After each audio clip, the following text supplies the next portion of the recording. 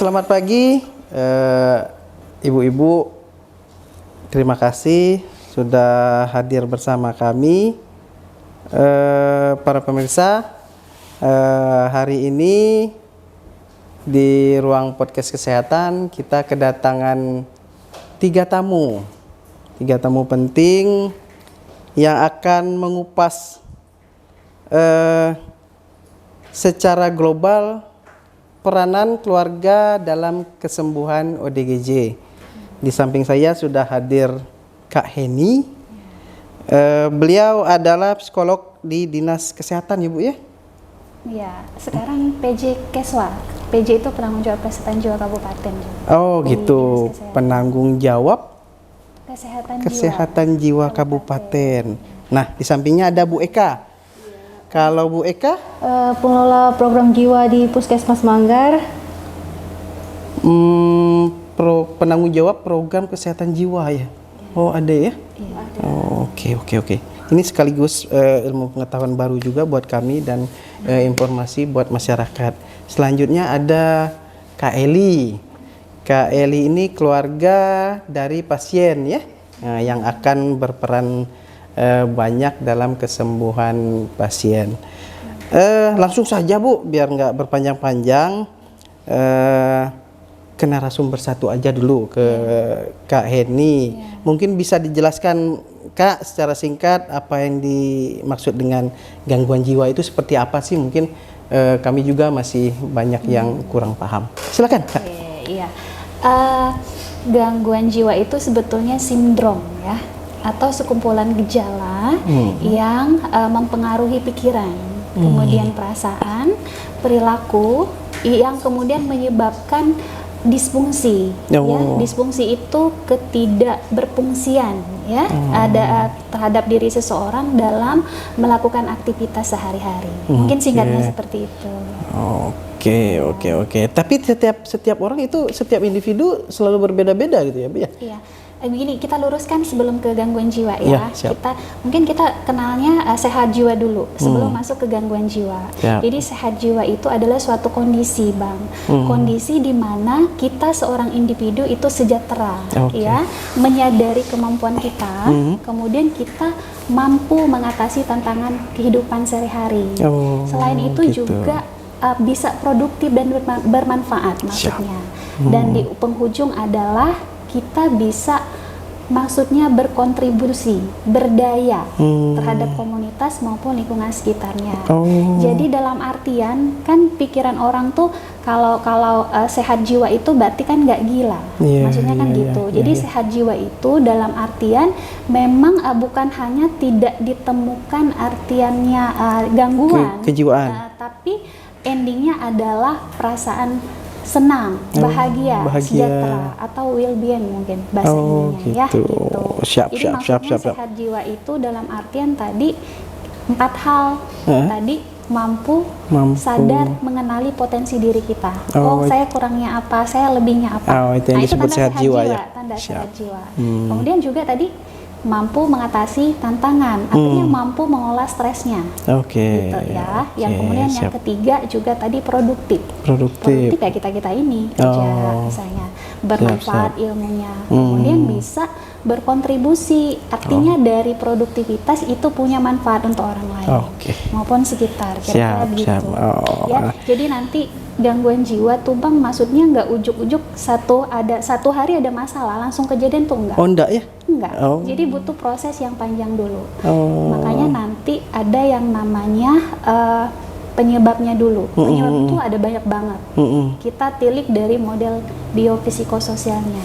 Yang pertama ada biologis dalam artian penyebab gangguan jiwa itu bukan hanya misalnya masalah putus cinta, tapi perubahan hormon atau zat pengaruh juga pengaruh Bang, zat kimia di otak kita. Atau misalnya ini dari hasil genetik, dari hasil penelitian keluarga. Berarti ada turunan? Ada, genetik juga ngaruh. Jadi misalnya ya, satu orang tua yang mengalami masalah kesehatan jiwa itu 10% anaknya ada kecenderungan. Atau misalnya dua-duanya, ayah dan ibu, itu bisa 40-50%. Gitu. Atau misalnya saudaranya Siap. Satu saudara itu bisa menyumbang 10%. Atau misalnya satu orang tua plus satu orang saudara itu 20%. Berarti semakin banyak keluarga yang terdampak, semakin besar kemungkinan. Ya, ada resiko bagi ada di diri resiko. kita. Itu namanya faktor resiko. Kemudian ada namanya faktor psikologis. Psikologis kan banyak ya, ada temperamen, kepribadian, kemudian juga pengasuhan, ya gitu. Cara kita mengatasi emosi, mengatasi stres itu juga menjadi salah satu masalah. Ya, gitu banyak banget. Kemudian juga budaya. Oh, budaya juga. Iya, budaya pengaruh, Bang. Kayak misalnya sekarang tuh gap generation. Atau mungkin Abang pernah dengar istilah generasi strawberry. Nah, itu beresiko banget tuh, banyak banget ya masalah kesehatan jiwa yang terjadi pada generasi strawberry. Berarti semakin besar pergaulan, semakin maju, semakin besar kemungkinan. Iya, perkembangan teknologi juga pengaruh. Ya gitu. Kemudian sosial, Bang, ekonomi, bahkan spiritual. Gitu. Ya, jadi banyak banget faktor yang menyebabkan kenapa seorang mengalami gangguan jiwa. Oke. Nah, selanjutnya nih Kak Heni, bicara tentang kesembuhan, mungkin bisa dijelaskan definisi sembuh secara kejiwaan itu seperti apa sih? Oke. Gitu. Kalau bicara sembuh kesehatan jiwa itu dilema, Bang. Oh gitu. Ya, karena gini, kita harus meluruskan persepsi sembuhnya awam sama dokter, persepsi sembuh dokter, psikiater atau psikolog gitu berbeda, tentu berbeda ya. Jadi maksudnya persepsi sembuh awam itu kan artinya sembuh tanpa ada obat atau non obat. Paham kan non obat misalnya konseling atau psikoterapi misalnya. Tidak konsultasi kesehatan gitu ya. Iya, tapi pertanyaan yang sama. Kalau sembuhnya, gini, kita melihat apakah misalnya orang hipertensi itu dinyatakan hipertensi atau darah tinggi itu sembuh tanpa dia harus minum obat setiap hari. Kan misalnya hipertensi harus minum obat setiap hari itu. Nah, sama kasusnya dengan ODGJ. Ya, tadi balik ke faktor penyebab yang saya jelaskan. Yang menyebabkan seseorang mengalami gangguan jiwa itu kan banyak macamnya, multifaktor. Tentu gitu. Meskipun ending diagnosa dokternya sama, ya, tapi balik lagi ke daya juang, daya adaptasi si individu sendiri yang menentukan kesembuhannya. Gitu. Jadi kalau misalnya dikatakan sembuh total, lebih tepatnya ke sembuh secara sosialnya. Artinya obat jiwa itu diperlukan untuk meminimalkan gejala. Supaya apa? Supaya si penderita ODGJ ini bisa hidup berdaya, bisa beraktivitas. Jadi sembuh secara sosialnya. Gitu. Ya, lebih tepatnya sih pulih gitu ya. Ya. Mungkin disitulah mungkin peran keluarga nanti yang lebih sekali. Banyak gitu ya. Oke. Nah, berarti lebih kembali ke Kak Eka nih. Dari narasumber, berapa besar Kak pengaruh dukungan keluarga itu Kak, kira-kira? Dukungan keluarga itu sangat besar. Misalnya dengan minum obatnya di rumah, personal hygiene-nya gitu, diperhatikan juga. Kalau pasien jiwa itu tidak minum obat, ya kembali lagi dia. Iya. Jadi harus minum obatnya teratur. Dari keluarga itulah memantau. Keluarga itulah yang memberikan obat itu. Jangan pasiennya yang minum sendiri gitu. Berarti lebih ke pengawasan keluarga ya dan bimbingan gitu ya. Gitu. Jadi kembali lagi para pemirsa, perannya keluarga di penyembuhan ternyata sangat besar kalau kita lihat dari pembicaraan hari ini ya. Dalam situasi dukungan keluarga, misalnya pada saat pasien memulai pengobatan, menghadapi fase kambuh gitu, apa yang harus dilakukan? Ya, misalnya dukungannya, kamu harus kuat, bisa obat-obatnya misalnya. Iya. Bimbingan arahan gitu. Iya, jangan kita ajak ke negatif misalnya gitu. Kita support lah. Iya. Kalau kalau keluarga dapat tidak bimbingan medis biasanya Kak? Misalnya keluarga seperti Kak Eli harus seperti ini, ada tidak bimbingan kalau dari sebelumnya kita kasih tahu dia di rumah harusnya gini gitunya. langkah-langkah yang harus diambil seperti apa gitu. Misalnya minum obatnya teratur 3 kali sehari. Terus misalnya waktu mandi, kalau dia nggak mau mandi, tolong dibantu mandinya gitu. Kalau itu perannya di mana? Kak Heni atau ke Bu Eka kalau memberi arahan ke keluarga itu? Sebetulnya sih ya, kalau misalnya gini, kalau kita bicara pasien ODGJ, tentu keluarga itu full stres. Mereka juga bahkan bisa sangat beresiko untuk juga mengalami yang namanya gangguan jiwa. Gitu. Jadi memang biasanya sih kalau entah itu dokter umum, entah itu psikiater atau psikolog, mereka pasti mengedukasi. Ya, terutama Kak Eka, misalnya Kak Eka kan suka turun lapangan ke rumah home visit, misalnya ke rumah pasien. Berarti Kak Eka ada visitasi ke rumah pasien. Gitu. Jadi tentu harus diedukasi gitu ya, apa yang harus dilakukan. Oke. Maksudnya gimana keadaan pasiennya di rumah, apa sudah minum obat, berapa kali kan udah mandi gitu kan. Saat ini sudah berjalan tapi Kak ya? Sudah. Ya. Ternyata banyak yang tidak kita ketahui dari proses penyembuhan ODGJ di Kabupaten Belitung Timur. Nah, ini buat Kak Eka nih. Kak, bagaimana sih keluarga bisa mengidentifikasi data-data kekambuhan pasien? Apakah ada tanda-tanda atau seperti apa, Kak? Misalnya pasien itu tanda-tandanya di rumah ya, malas mandi gitu. Kadang sering marah-marah, menyendiri di kamar. Iya. Ada langkah-langkah yang harus Kak Eka lakukan? Misalnya sih kita kalau ditelepon sama keluarga pasien, kita datang kan, kita lihat keadaan pasien, oh mestinya gimana, tanya sama keluarganya, hari ini minum obat enggak, sudah mandi, gitu kan. Kalau pasiennya itu agak gimana gitu, kita rujuk ke lebih fasilitas yang lebih atas lah, rumah sakit. Oke. Itu akan mempengaruhi proses, termasuk yang mempengaruhi proses kesembuhan selanjutnya ya, Kak?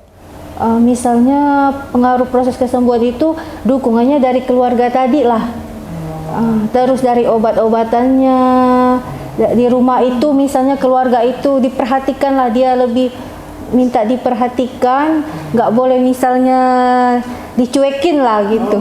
Butuh perhatian lebih lah jadi. Kebanyakan pasien jiwa itu minta perhatian lebih. Oke. Ternyata seperti itu. Pemirsa, banyak yang belum kita ketahui di dunia ODGJ, terutama di Kabupaten Belitung Timur. Kita tutup segmen 1 untuk kita lanjutkan ke segmen selanjutnya.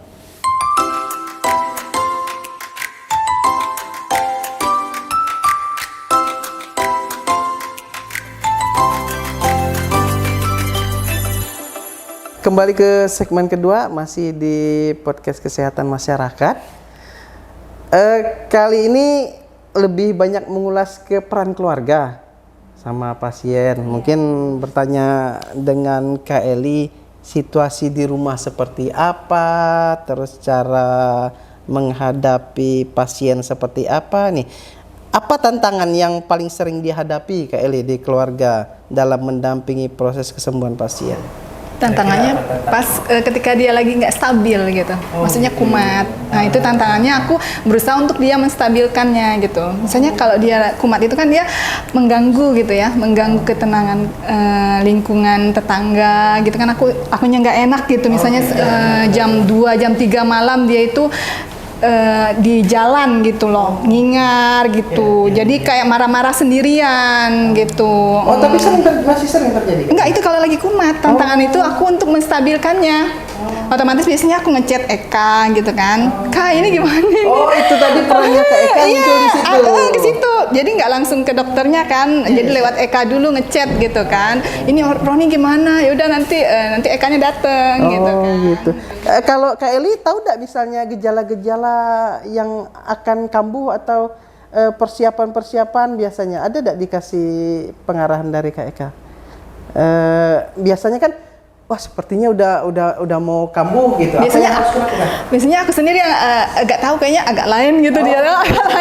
Keluarga jadi lebih Iya, karena kan aku paham. 24 jam kan aku udah dari tahun pas aku meninggal tahun 2009 otomatis semua tanggung jawab aku gitu. Ayah enggak gitu kan karena ayah udah tua. Jadi semuanya aku kan aku biasa berpikir perasaan aku ngasih obatnya bener gitu kan. Aku mulai introspeksi juga gitu kan. Ini kenapa jadi kambuh? Karena apa? Oh rupanya biasanya dia ada suka minum yang extra jos atau minum itu ternyata agak ngaruh katanya kalau yang kebanyakan yang manis-manis gitu. Termasuk pola konsumsi juga harus diperhatikan ya Bu, Kak Heni ya. Jadi nanti kalau terkait kesembuhan itu memang nggak selain penanganan medis ya, tadi obat kan ada non obat. Iya, Jadi iya, selain dukungan keluarga, pola makan, ya itu juga sangat berpengaruh. Oh gitu. Pola konsumsi juga pengaruh ya. Terus kalau cara keluarga menjaga keseimbangan antara mendukung pasien dan menjaga kesehatan mental mereka sendiri gimana? Ada tidak pengaruh ke Kak Eli sendiri gitu? Oh, ya udah itu maksudnya hidup itu kan penuh ujian, itu ujian respon aku gitu terhadap Ronit, ujian kesabaran terus dan usaha gitu untuk menstabilkan. Jadi kalau sekarang udah stabil, saya enak aku ngasih obatnya gitu, nurut-nurut aja dia disuruh, kadang kan dia suruh kan aku kan dagang kan suruh ngantar barang, dia rajin gitu kan. Iya aku suruh, kan aku tahu motivasi dia apa, misalnya dia kan uang, rokok, makan sama jalan-jalan, ya udah aku pegang itu aja. Jadi kalau ke rumah sakit ngambil obat dia sendiri. Nggak perlu dianterin kalau dia udah stabil. Banyak nggak Bu Heni yang seperti ini di Belitung Timur? Maksudnya seperti Pasien yang sudah berjalan seperti Kak Eli ini. Ini kan kita anggap suatu prestasi lah ya Kak Eli. betul. Betul loh Kak, tidak semua orang bisa menghadapi situasi seperti ini kan. Ini kelebihan Kak Eli dalam menghadapi situasi. Ada enggak kejadian-kejadian atau kasus-kasus lain? maksudnya seperti Kak Eri Iya. contohnya gitu ya. Banyak ya, banyak sebenarnya bisa kita ambil contoh gitu ya. Banyak sekali ternyata ketika anggota keluarga mereka adalah penderita ODGJ, itu banyak yang masih peduli gitu ya, dan itu memang syarat utama dari kesembuhan si pasien itu sendiri, dukungan keluarga gitu ya. Karena tadi balik lagi tanpa keluarga ya mereka nggak bisa apa-apa gitu ya. Karena tadi kan dari segi obat gitu dan lainnya memang harus diawasi. Gitu. Nah, jadi para pemirsa dari pembicaraan dengan Kak Eli dapat kita lihat besarnya peran keluarga ya Kak ya dalam kesembuhan pasien. Terus proses kesembuhan membutuhkan waktu yang berapa lama biasanya Kak dari dia mulai kita katakan kumat lah? Itu kan jadi memang yang utama kan keluarga. Yang pertama itu medis. Jadi yang pertama aku medis. Jadi butuh obat. Jadi obat yang cocok gitu kan. Waktu itu aku ke dokter ya. Terus kan sama TikTokan juga sama Eka gitu. Maksudnya apa? Maksudnya ini Kak gimana gitu. Obatnya udah bener tapi masih belum stabil gitu. Terus kayaknya kata Eka yaudah dirawat kan. Dia dirawat gitu, jangan biar obatnya itu bagus ya, karena kalau di rumah itu dia masih ngopi, kita nggak bisa nentang kalau dia ngopi. Dia kadang ngopi sehari itu sampai 10 saset. Jadi segelasnya itu 2 saset mana obatnya mau masuk gitu kan. Kalau lagi nggak stabil gitu, tapi pas dirawat terus dia nggak mendingan gitu. Tapi kalau misalkan dia masih belum stabil, aku orangnya kurang puas gitu ya. Kadang aku pergi ke Tanjung gitu, Tanjung Pandan gitu. Terus masih kurang stabil juga. Jadi cari obat yang cocok kan. Ada dokter dia yang dulu, dia dokter Cahyo kan. Dulu kan pernah nanganin dia. Terus alhamdulillah dikasih obat yang zaman-zaman dulu. Dicoba aja yang ini Kak, siapa tahu. Terus aku coba ya 1 kali 1 kan kata dia, kata dokter. Terus dikasih minum, tapi masih belum juga gitu. Tapi udah agak mendingan. Terus kadang-kadang aku ada inisiatif tersendiri, aku kasih 2 kali 1, alhamdulillah. Baru stabil, itu aku sujud syukur. Aku tuh kalau dia nggak stabil, masya Allah. Tetap berusaha lah. Iya, maksudnya berusaha tanpa henti karena udah berbulan-bulan. Karena zaman-zaman dulu tuh dia nih memang rada susah bikin stabilnya. Dia dulu memang rada cocoknya sama dokter Cahyo gitu. Dia kalau masuk ke dokter Cahyo 2 minggu tuh stabil gitu. Rada susah dia bikin stabilnya. Kalau dokter berarti ada yang cocok-cocokan gitu ya Kak ini ya? Kalau berkaca dari pengalaman beliau, sebenarnya gini ya, itu sih di luar iya, kompetensi di luar, kami iya, ya, ini di luar itulah ya, itu kompetensi. tapi yang jelas untuk ODGJ ya, untuk semua pasien ODGJ, ketika keluarga ya menemukan misalnya udah dikasih obat nih sama dokter misalnya, ketika ada menemukan tidak ada perubahan perilaku ya, misalnya atau dia bertambah parah, itu boleh kok merujuk kembali atau berkonseling kembali. Berarti dengan langkah dokter. langkah Iya. Kelly udah tepat berarti untuk ya. menemukan kira-kira dosis yang tepat, obat yang tepat. Makanya untuk ini kita harus belajar bersama nih Bang ya. Maksudnya kenali 3 perubahan. Ini untuk bagi keluarga atau masyarakat umum. Yeah. Yang pertama adalah kenali fisik. Nah ini tanda yang harus kita kenali. Oh misalnya kok ini ya sakit perut ya misalnya, kok pusing ya misalnya, ini orang kok ini ngeluh terus sakit misalnya. Nah kemudian gejala yang ketiga adalah perubahan dari emosinya. Kok jadi marah-marah kayak Roni tadi, kok diam-diam stabil misalnya, Tiba-tiba kok jadi uring-uringan meledak. gitu ya, jadi marah, mudah tersinggung, atau tadi perubahan perilaku. Misalnya dia tadi jalan-jalan misalnya, kalau berasa nggak enak, obat udah dikasih, kita wajib berkonsultasi kembali dengan dokter. Sip. Ya, Iya.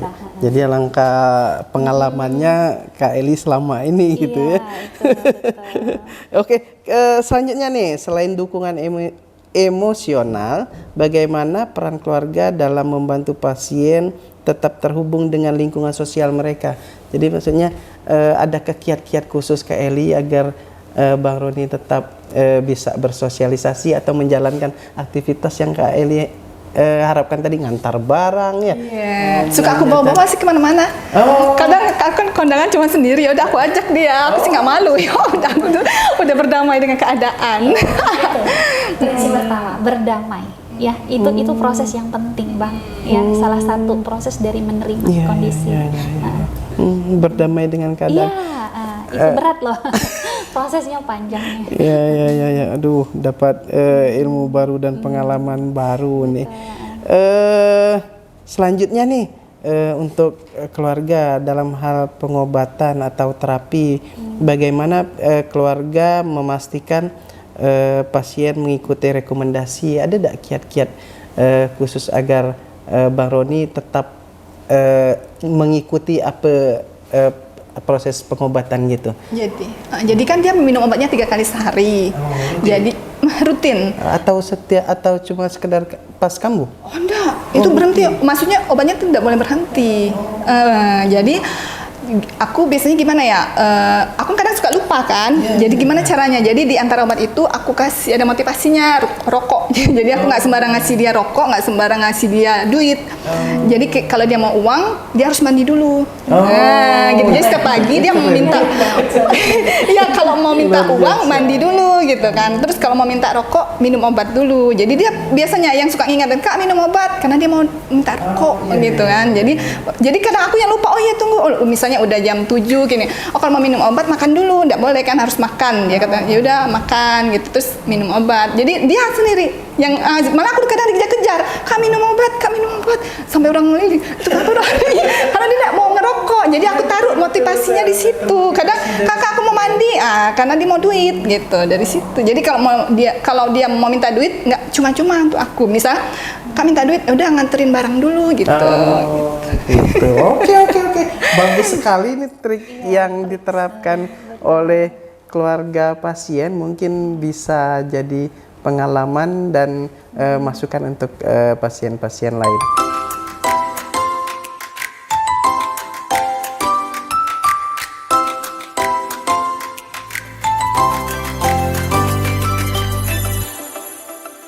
Kembali ke segmen ketiga, masih di dialog kesehatan masyarakat, peran keluarga dalam penanganan pasien ODGJ. Masih di cerita menarik Kak Eli dalam mengelola hubungan kekeluargaan dengan pasien ya Kak. Bisa diceritakan Kak awal mula atau sejarahnya atau pengalaman-pengalaman pribadi lah dalam mengelola dalam main bangun hubungan ini? Gimana dari Kak? awal kena gitu enggak? Iya, atau misalnya cara Kak Eli pengalaman gimana suka duka atau ada seperti apa yang ingin diceritakan, silakan. Ini dari awal dulu bukan? Iya, Dari pas kena. iya. Jadi kebetulan sih adik ayahku tuh ada juga. Oh, berarti benar dari adik ayah. Oh, jadi gitu. turunan, ada Turunan turunan berarti ya. kan. Sebitannya itu pas rumah kecurian, pas dia naik kelas 3 SMA. Kecurian terus dia kan aku ke Jakarta waktu itu kan. Aku udah kuliah, dia masuk kan beda 1 tahun ya. Jadi iya, terus dari situ dia diam pakai dasi gitu kan. Udah kan karena aku di Jakarta kan nggak tahu kan, nggak dipantau, terus orang tua nggak begitu cerita gitu, takut mengganggu pelajaran. Jadi ya udah, suka dukanya orang tua tuh yang karena kan zaman dulu kan medisnya itu apa maksudnya terbatas, dia harus ke Bangka gitu kan. Pokoknya luar biasa pengorbanan orang tua yang dari dulu kan, karena dia tuh kumatnya itu kriminal. Itu ayahku tuh dikejaran pakai parang. Bisa. Jadi aku maksudnya aku datang aja takut gitu. Aku nutup pintu, dia tuh kriminal itunya. Iya, terus suka jemuran-jemuran orang gitu kan. Jadi pas langsung aja lah ya, singkat cerita pas di 2009 kan aku meninggal kan. Dia sih sebenarnya udah stabil ya.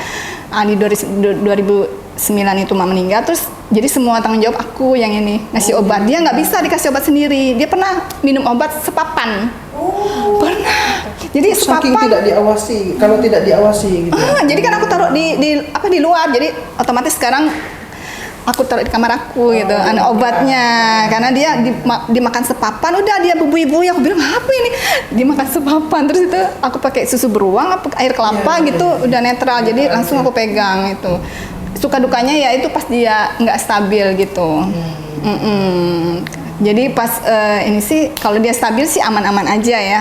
Bisa aktivitas, aku bisa nyuruh-nyuruh dia ketolongan gitu, ngambil air gitu kan.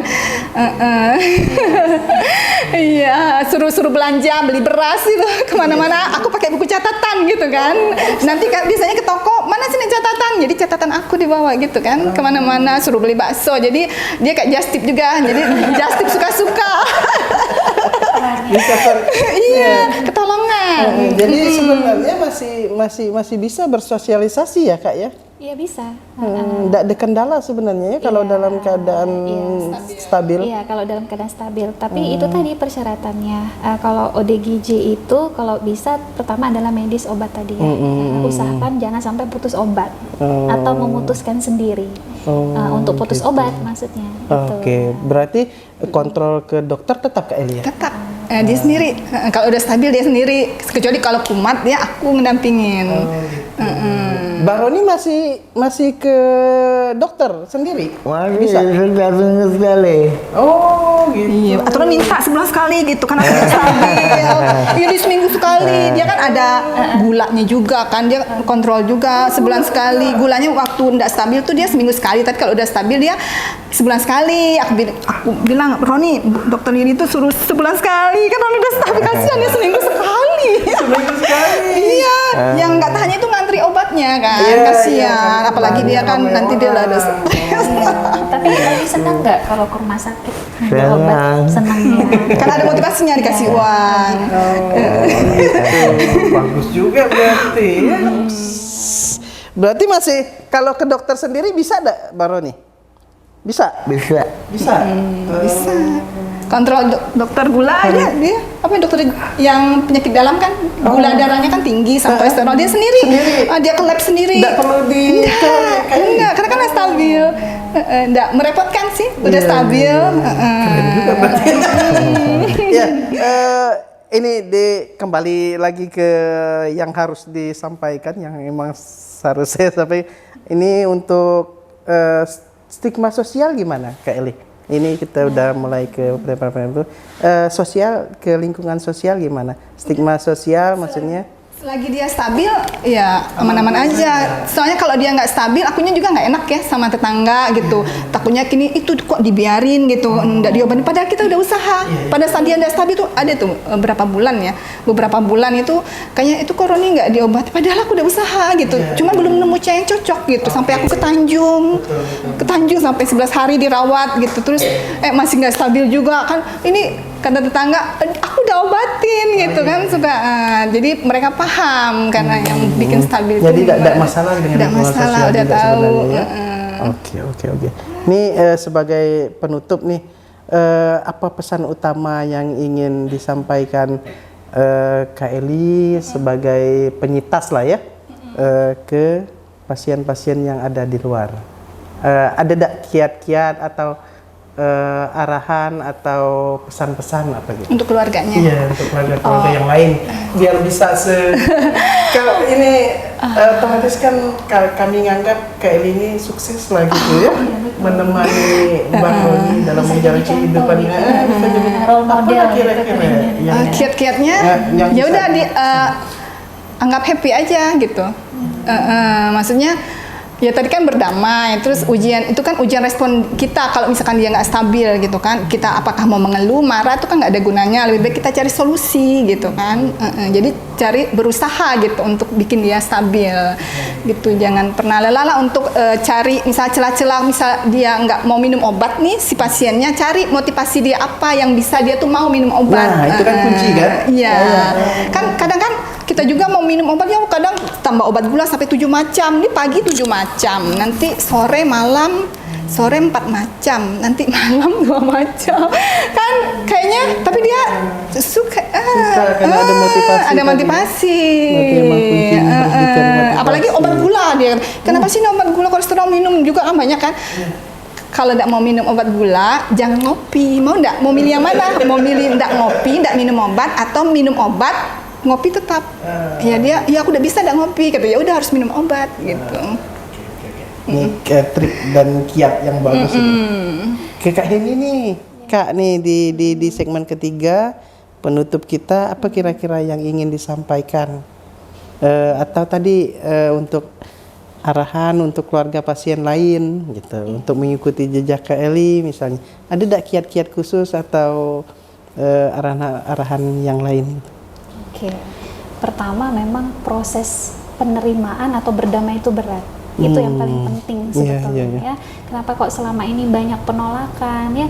Justru stigma itu Bang Sony datang dari keluarga sendiri. Nah itu kenapa ujuk-ujuknya si pasien menjadi diabaikan. Ujung-ujungnya kambuh gitu. Justru dari pihak keluarga ya. Nanti bahkan melebar gitu ya. Jadi pertama adalah ya tadi berdamai dengan diri sendiri ya. Tapi itu nggak mudah, berat sekali gitu ya. Tapi sih harapan kami ya sebagai maksudnya bidang kesehatan, harapannya itu adalah ya segala sesuatu harus dijalani, harus diterima dulu berproses. Karena kalau bukan kita sebagai keluarga, siapa lagi? Ya, karena kita tenaga kesehatan, kita dinas sosial, maaf ya, atau OPD yang lain terbatas, gitu ya. Jadi mulai dari mencintai diri kita sendiri sebagai keluarga, ya. Mulai untuk sehat itu dari diri kita sendiri, ya, supaya kita bisa mencintai keluarga kita, apapun dalam apapun kondisinya, kira-kira seperti itu.